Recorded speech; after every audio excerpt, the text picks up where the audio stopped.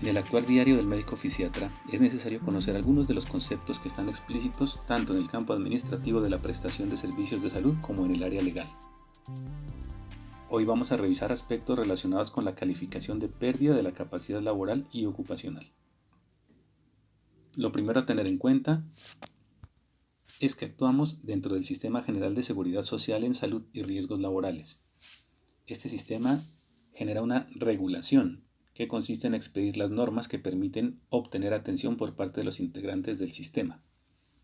También determina el acceso, o sea, las condiciones bajo las cuales se prestará la atención, teniendo en cuenta que la cobertura es universal. Los procesos de integración se refieren a la posibilidad de acceder a las actividades de promoción, prevención, diagnóstico oportuno y tratamiento, incluyendo rehabilitación, dentro de los procesos relacionados con el individuo. Incluye además la rehabilitación profesional, que habitualmente está en manos de las ARLs. Garantía se refiere a la obligatoriedad en la prestación de los servicios de salud sin entorpecer el proceso de recuperación del estado de salud y los derechos que tenemos los colombianos al momento de requerir una atención médica. Otro de los actores dentro del sistema corresponde al seguro obligatorio de accidentes de tránsito, cuya cobertura de atención es limitada ante un evento o siniestro y posteriormente va a continuar con prestaciones asistenciales por parte de la EPS o la ARL según sea el caso de accidente común o accidente de trabajo. En el seguimiento de un evento, lesión o enfermedad se deben establecer conceptos importantes como el de calificación. La calificación se refiere a la determinación del origen o de la pérdida de capacidad laboral de un individuo. De esta manera encontramos 4 situaciones especiales: accidente o enfermedad común, cuya cobertura estará dada por las EPS, accidente de trabajo o enfermedad laboral, cuyas prestaciones asistenciales estarán en manos de las ARLs. Una vez finalizado el proceso de atención de forma integral, es necesario, según sea el caso, determinar si hay o no secuelas estructurales o funcionales derivadas de un evento.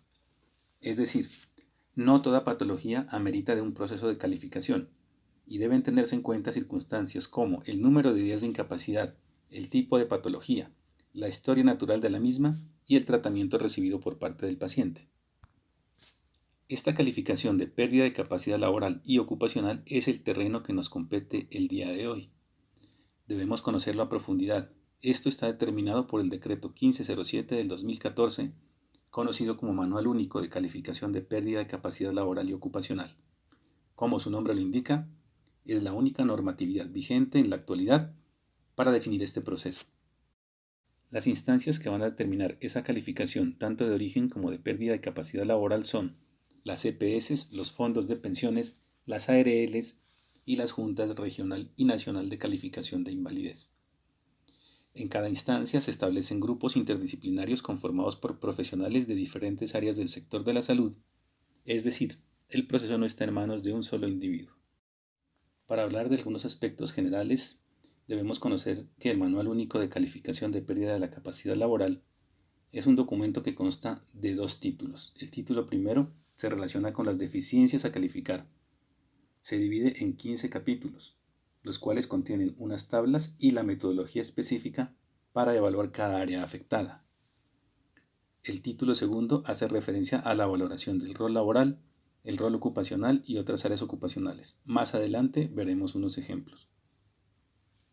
Dentro de las definiciones a tener en cuenta están, entre otras, el proceso de rehabilitación integral, que es el conjunto de acciones sociales, terapéuticas, educativas y de formación, con un tiempo limitado, articuladas, definidas y conducidas por un equipo interdisciplinario en el que se involucra al usuario como sujeto activo de su propio proceso. Se involucra también a la familia, a la comunidad laboral y social para cumplir los objetivos trazados. El término deficiencia se relaciona con la alteración en las funciones fisiológicas o en las estructuras corporales de una persona. Puede consistir en una pérdida, defecto, anomalía o cualquier otra desviación significativa respecto a la norma estadísticamente establecida. La discapacidad incluye limitaciones en la realización de una actividad, Se valora en el título segundo con respecto al rol laboral, ocupacional y otras áreas ocupacionales. El término funcionamiento incluye funciones corporales, actividades de participación. Indica los aspectos positivos de la interacción entre una persona con una determinada condición de salud y su entorno. Como se pueden dar cuenta, esta terminología es universalmente aceptada. Dentro de los conceptos a revisar también están la incapacidad permanente parcial, que es la disminución definitiva igual o superior al 5% e inferior al 50% de la capacidad laboral u ocupacional de una persona como consecuencia de un accidente o de una enfermedad de cualquier origen. La mejoría médica máxima se refiere al punto en el cual la condición patológica de un individuo se estabiliza sustancialmente y es poco probable que cambie, ya sea para mejorar o empeorar, en el próximo año con o sin tratamiento. El término minusvalía hace referencia a toda situación desventajosa para un individuo determinado, consecuencia de una deficiencia o una discapacidad que le impide o limita para el desempeño de su rol. Esto tiene en cuenta la edad, el género, factores sociales, culturales y ocupacionales. El término invalidez se refiere a la pérdida de la capacidad laboral u ocupacional igual o superior al 50%. Para mencionar ya directamente los capítulos que nos corresponden o que nos competen, vamos a mencionar 3 de ellos. El capítulo 12, que hace referencia a la calificación de deficiencias derivadas de alteraciones a nivel del sistema nervioso central y periférico. Parte de la evaluación clínica e incluye también la determinación de hallazgos en estudios de diagnóstico como estudios del sueño, el electroencefalograma, estudios de neuroimágenes, potenciales evocados y también estudios de neuroconducción y electromiografía. En este capítulo se determinan los criterios para determinar el porcentaje de compromiso funcional para alteraciones de la conciencia, trastornos del sueño y la vigilia, compromiso mental y cognitivo, compromiso del lenguaje y funciones mentales superiores sin incluir patologías mentales y del comportamiento que son calificadas en el capítulo 13. También se definen criterios para calificación de alteraciones en marcha, postura, movimientos que sea secundario a patologías del sistema nervioso. Incluye también cefalea, migraña, déficit en pares craneales, incluyendo neuralgia del trigémino. También se establecen los criterios para calificar compromiso a nivel de intestino, vejiga y función sexual derivado de patologías a nivel del sistema nervioso central. Cabe destacar que también se incluye la definición de dolor crónico somático, dolor regional complejo y los criterios para su clasificación. También hay que destacar que se tienen en cuenta los criterios para calificación de déficit sensorial de ramos colaterales, lesión específica de nervio periférico, neuropatías por atrapamiento, lesión de plejo braquial y lumbosacro. Se incluye la tabla 12-12, que es la que nos determina cómo hacer una evaluación desde el punto de vista sensitivo y motor ante una lesión a nivel del nervio periférico. El capítulo 14 hace referencia a la calificación de deficiencias secundarias a alteraciones de las extremidades superiores e inferiores. Uno de los principios que destaca este capítulo es la valoración del rango de movimiento articular, haciendo referencia a la correcta realización de goniometría. Para cada segmento corporal existe una tabla específica que define un porcentaje de deficiencia según la evaluación realizada por el médico fisiatra. También contempla la valoración de las amputaciones de miembros superiores e inferiores, teniendo en cuenta que no se usa la terminología de ISPO, a la cual estamos habitualmente acostumbrados. En este caso se incluyen términos descriptivos para ser entendidos con mayor claridad por parte del grupo de calificadores. También están incluidos en este capítulo los criterios para calificación de patologías que afectan el sistema musculoesquelético o que generan compromiso de tejido conectivo, osteoporosis y la enfermedad articular degenerativa. El capítulo 15 trata sobre las deficiencias relacionadas con la columna lumbar y la pelvis.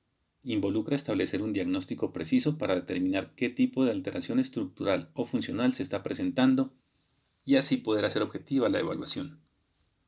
Se menciona también la necesidad de realizar estudios de diagnóstico por radiología y electrodiagnóstico, cuyos hallazgos orientan el grado de lesión a tener presente. Tiene en cuenta los siguientes aspectos: lesiones de los tejidos blandos, lesiones de elementos móviles, luxaciones, listesis, fracturas, déficit en movilidad articular. Además de un adecuado examen físico, se debe consignar, según sea el caso, los hallazgos de los estudios de radiología convencional, neuroradiología o electrodiagnóstico. En el título segundo del Manual de Calificación se contemplan aspectos que tienen que ver con la importancia de circunstancias como la edad del individuo, el nivel del desempeño residual, el tipo de actividades laborales y extralaborales que puede o no realizar, las alteraciones funcionales que derivan de lesiones estructurales o de patologías específicas. Incluye la valoración de aspectos como el aprendizaje y adquisición del conocimiento, dificultades en la comunicación, movilidad, el cuidado personal y la vida doméstica. Esto se califica de acuerdo al tipo de compromiso, si es que no es existente, si es leve, moderado, severo o si la persona es dependiente. En cada aspecto se califican 10 escenarios posibles y se realiza una suma aritmética de ellos al final del ejercicio. Con esto hemos explorado de forma corta y espero generar inquietudes para revisar el Manual Único de Calificación y más adelante tener detalles de aquellos aspectos de interés para quienes laboramos en el área de rehabilitación.